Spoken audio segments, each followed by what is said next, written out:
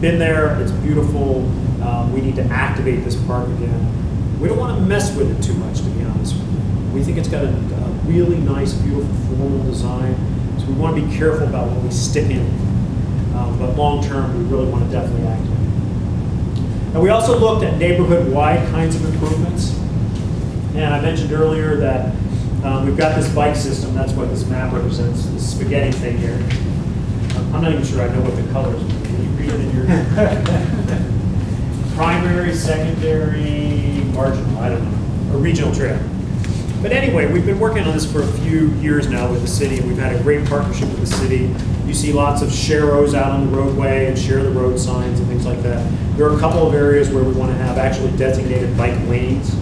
And so we're going to push forward with those.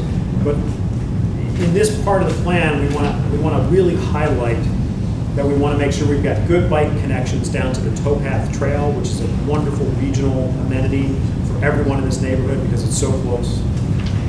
We want to make sure that people understand that they can ride their bikes very easily down to Lock 3 and to the other amenities downtown, but also to school, to this place, which is a great recreational amenity, and even to the university to make use of what's on campus. And so we're going to continue to push this whole bike network, this bike path network, I like to call it, going forward.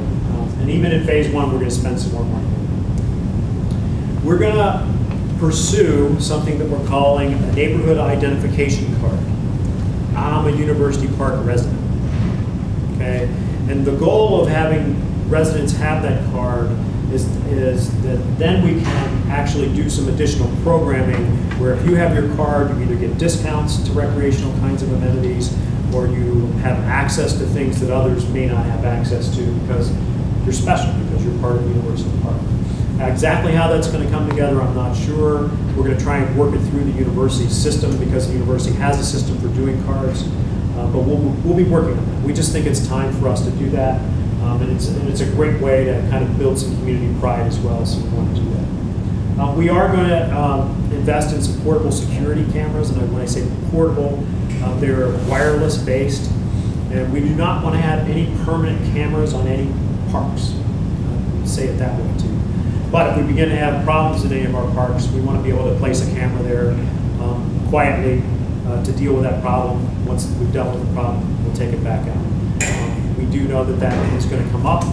We want to make sure that we're going to use those carefully and not be obtrusive, but when you as residents say to us, we're having problems in X park, we'll have an ability to work with university and Akron Police Department to place cameras using the wireless network that's being developed by One Community and the Knight Digital Excellence, Center for Digital Excellence. We're also going to move forward with no less, in the short term, having no less than 5 to 10 community gardens. We're going to do that in conjunction with the Akron Cooperative. We see that gardening is both a local foods and, as a gardener, a recreational kind of activity. And we think that's an important investment to make in this community. And it's system-wide, and we're going to be looking for additional garden sites. So for those of you who think that's a good thing, and you have ideas about where to do that, let us know. Long term, we had some good discussion in a couple of our earlier groups about how we can make use of the various rooms and facilities that are scattered around the neighborhood. The churches were actually in one of our meetings saying, well, yeah, let's get together and we'll figure out, how we can, program our space together. We're aware of a couple of internet-based kinds of systems around this. So long term, we want to try and develop an internet-based system where if you have your ID card, you can get online and actually reserve a space if you have a meeting or you want to do a small class or you just want to have a card club or whatever else it is, and you'll be able to find a place in a church, in a recreation center, maybe even on the university, long term. That'll take us a little longer probably. But to find a place where you can get a group of people together for some kind of recreational activity, but you'll be able to make that reservation easily. We were told it was a little bit tough. So we're going to try and make that simpler and easier by doing it on the internet. We want to, beyond those first,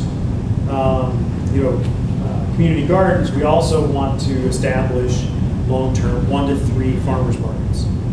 Now that could be a different one in a different location each day of the week or something like that. We're not sure. We do think that this neighborhood long-term wants to see some farmers markets. We think it's part of, again, it's part recreation, it's part healthy living, and it's part just about sustainable living and a green kind of environment. We want to do that. And we really think when we find the right kinds of support and partners, there needs to be a more formalized seniors group that we can invest in that really helps with that seniors program. And exactly who takes that on, I'm not sure. We'll be looking for the right partner to do that, but there's clearly a need for it, and we want to be supportive of it long term. When you look at other institutions, and that includes the university, churches, non-city kinds of institutions here for the most part, and Lot 3, which is a city thing, but that's okay. We kind of lump it in. We try to think about ways that we can make improvements, even in phase 1, in the short term, for getting them involved in this, and kind of including them. So the first thing that we thought about, because we heard a lot about basketball in our discussions, was to get not necessarily this exact basketball goal, but this kind of basketball goal, and for us to fund that. And for us to say, if you as a church want to provide an opportunity for youth or people around your neighborhood to play basketball, and you're willing to put one of these up in your parking lot or someplace else on your property, that we can fund that. And because they're portable, it gives you an opportunity to kind of manage how those are used. So you can put them out when you want. If you start to have problems with them, you can pull them back in. You can manage that. But we think in short term that's a really good idea. We also want to reach out and do some scholarships for University of Akron camps. I don't know if you all know how many camps there are at the University of Akron. But we've been wrestling with exactly how to get this done over the last couple of years.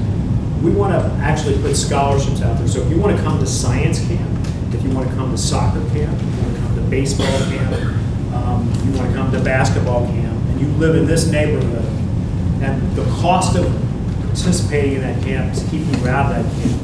And we want to both put cash on the table out of the Knight Foundation dollars and negotiate hard with the university and people at the university that run these camps to make sure that the camps are more accessible to the children from the university park. So that's fundamentally the concept there. The YMCA has made it very clear that they are also going to be offering scholarships to the new YMCA that comes into University Park that will be ready. It's going to be a little while for that, but honestly, you could go downtown and have a membership right now as well. But longer term, certainly we're going to do that. We're also looking at co-investing with the YMCA in bike lockers. So if you want to ride your bike to the YMCA, there's actually a locker that you put it in, you close the door, you lock it. Which, if you have a nicer bike, that's a really important kind of thing to do. And then finally, we want to invest in some kind of system, and we'll need the card probably, at Lock 3 in terms of winter recreation. We all we kind of think about recreation, we think about summer. It's kind of like the conservatory comment a little bit earlier. But the truth is, there's an ice skating rink right down the street in the wintertime. And I'm not sure how many University Park residents are really aware of it, or how many of them actively use it. But ice skating is a great winter recreational activity. And so what we want to do is say, basically, we'll set up some kind of system with the city where we either pre-buy skates or something else so that if you walk up and you've got your University Park card, you don't have to pay for skate rental. And by the way, if you actually happen to have your own skates, it's free.